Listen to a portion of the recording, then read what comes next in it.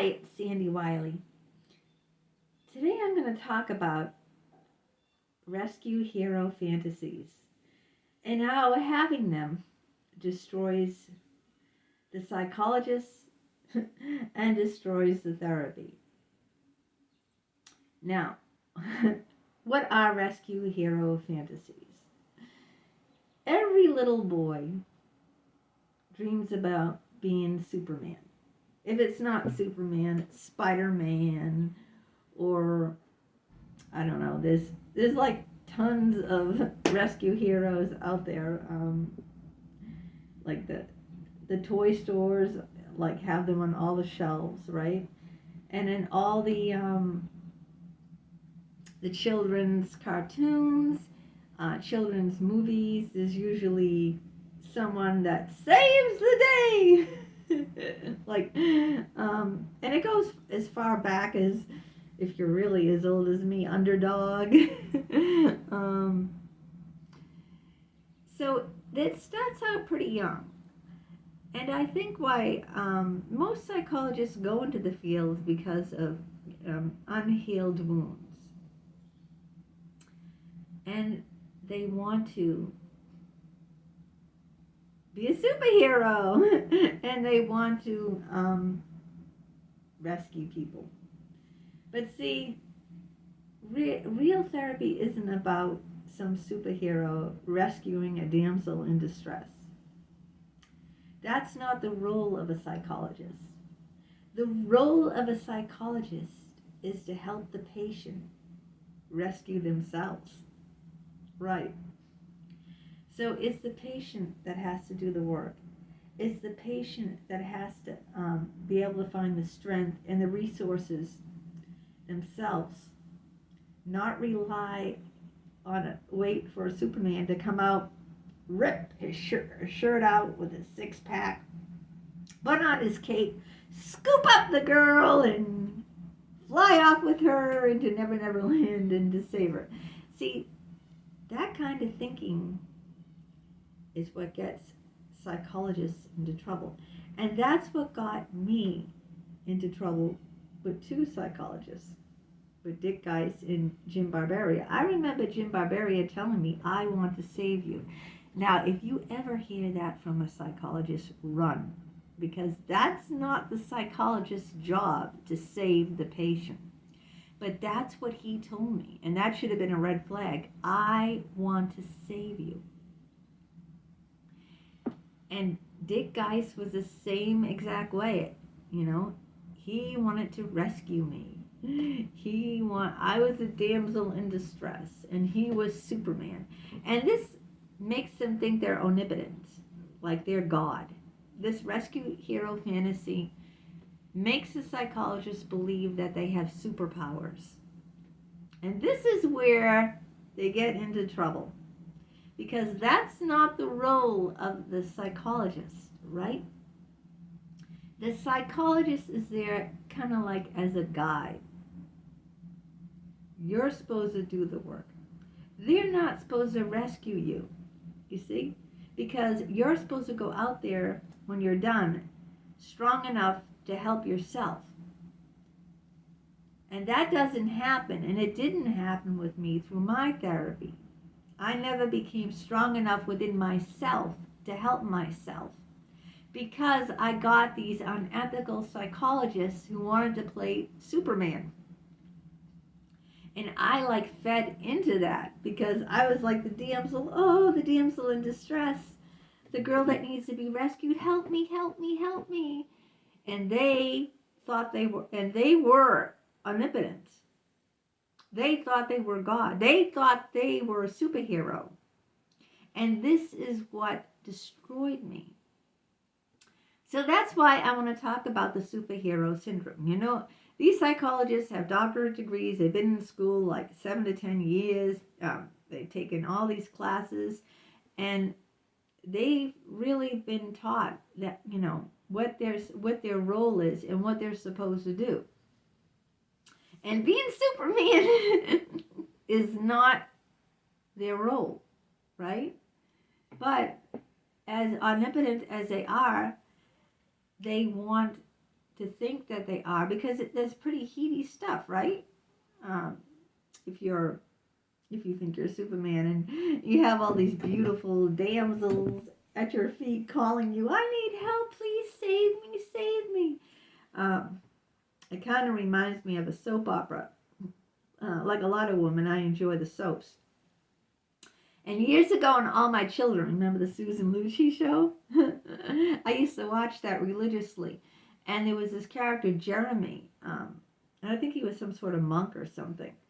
Well, Jeremy always fell in love with women in distress. If you were a woman in distress, Jeremy would try to save you. And he'd fall in love with you in the process. It happens. And then once you're okay and fine, he no longer found you attractive because you know, he no longer found the woman attractive. So then he'd go on to another woman who needed help. And then one woman who was so angry and upset because he dumped her after rescuing her and everything, and she was fine, he went on to another woman who needed help. And so she lied and said she was raped. This is in the soap opera. So that he would go back and try to help her and have the relationship. And that's exactly what happened. It's just a soap opera. But why I bring this analogy up is because this is what happened to me. Once, they rescue you and they think that you're fine, and they go on to someone else who needs help, and then you're left because you don't have the resources, because they never gave you the resources to help yourself. You see, they just swooped in, grabbed you like Superman, and flew off in the night with you, and you didn't know any better. You didn't know how to take care of yourself. And this happened in my therapy. Well, what happened with Dick is he got tired of playing Superman to me, and he had so many other women he was playing Superman to, that it just got, after a while with the same person, it gets like wearing. It wears on you because it's not real. It's not what therapy is supposed to be about. You're not supposed to save or rescue the patient. You're supposed to guide the patient, help the patient, find resources and strength within themselves so they can be their own superwoman, see? And since he never did that, and he just got tired of being my hero, so he went on to be another patient's hero, and so on and so on, until, it gets boring after a while with the same woman, So that's why I'm trying to come out to warn professional therapists first about the rescue hero fantasy and how it destroys the therapy and destroys the patient and burns you out too, the therapist, at the same time. You don't want to be on call 24/7. You don't want to when you're eating dinner, you're out with your wife, you don't want to dash out of the restaurant like Dick did, jump into the telephone booth and get into your Superman cape. In the beginning it's really exciting. Yeah, these attractive women can't live without me, they're calling me all hours of the day and night, I have to dash out, I have to rip my shirt off and get into my Superman cape. After a while, it gets tedious, monotonous. See? At least you have to go to someone else, because if and if you have enough people that you're doing this with, then you get burnt out. Easily get burnt out, right? In the beginning, it's exciting, but it's not what therapy is supposed to be about. You're not a little boy anymore playing Superman or Spider-Man or the Hulk.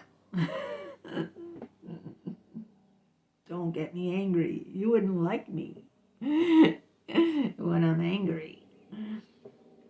So you're not these, heroes. And that's not your role in the therapy relationship.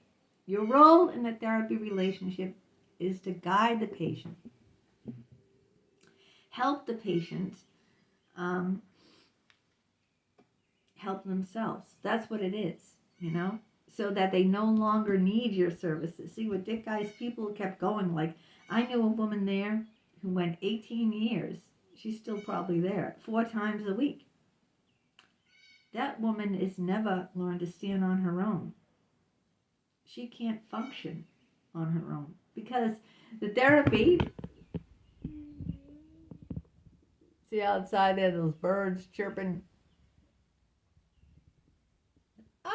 That's why I sat by the nice open window so you can have some nice background music of the birds. The therapy never helped, and he didn't want it to help because he's unethical, because as long as she needs him, she keeps paying his $300 session fee. Imagine now, $300 4 times a week. How much money is that? 300 is 600. Yeah, 600 and 600 is 1,200. $1,200 a week. $1,200 a week for therapy, and he doesn't take insurance. He said, well, they're rich enough. This is what he said to me. They're rich enough. Yeah, take their money.